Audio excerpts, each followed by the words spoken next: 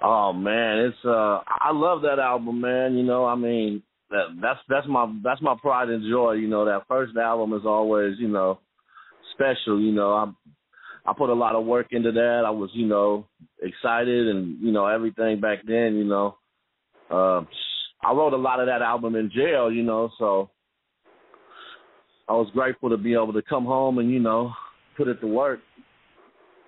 Yeah, now you wrote the majority of that in jail. Weren't you locked up with C.O.S and AGERMAN of 3 Times Crazy at one point in time? Yeah, yep. I was locked at time with C.O.S, AGERMAN. Me and AGERMAN, it was crazy. Me and him used to sit in there and write raps, you know, and we would let each other hear each other's raps. And I remember later, a couple years down the line, when I had got out and heard that first 3 Times Crazy album, I had almost heard all of the AGERMAN verses. I was like, these are all the verses he wrote in there with me, you know. So that was cool. And then, yeah, I did time in Sac-Town with C.O.S. He used to pull me up out my cell, man. He was, you know, he was one of the workers, so he had, like, pool in there. He would get me up at my cell, and we had this dude, he'd do a little beatbox on the table, and we'd sit in there and bust rap. So, you know, that was cool. You know, what was it like, though, like you said, just rapping with them and stuff like that, man? What did you take from that experience? What did you learn from C.O.S?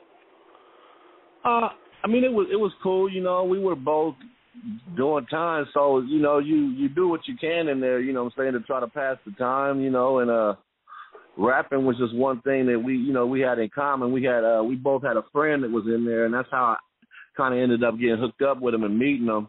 I mean, like, we talked a lot. You know, it was even a time where he wanted to talk to me when I got out and he got out. You know what I'm saying, about some music business and possibly, you know, doing some more stuff with him. But I ended up, when I got out, you know, I ended up rolling with Lynch on, you know, so it's went a different direction. But how did you, when you got out, you hooked up with Lynch? How did you meet Lynch? I had met him a while back, you know what I'm saying, just brief instances through my boy Big Dan a little bit. I went to the studio when they were recording Season of the Sickness. I was actually on the original Low to the Brain song, but my verse didn't end up getting kept on there because just some other circumstances happened and I never got a chance to finish it. So, but then, yeah, I kind of was back doing my own thing for a while, and then my boy Tall Cannon 6 are the ones that brought me back in, you know, with Lynch, because we were working on that Schwarzenegger album, and that's how I kind of hooked back up with Lynch, and then ever since then it just kind of took off for us, you know. What was your thoughts of working with him?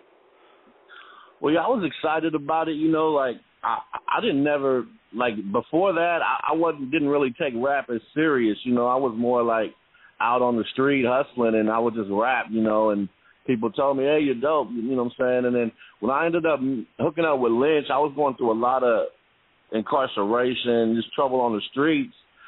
And so what happened, Talking brought me to Lynch, and what they did, they would just basically sat me down, and Lynch was like, man, just stay with me and do, you know what I'm saying, and record this album and stay out of jail, you know. So he kind of just took me in, you know, and gave me a place to, you know, a steady, you know, situation, living situation, to be able to just sit there and do music and, you know, try to stay out of trouble. Make sure to subscribe to the channel, hit the bell for notifications, like, comment, share. Also go over to UGSforLife.com, download the entire archive, and check out new episodes on Apple Podcasts and Blog Talk Radio.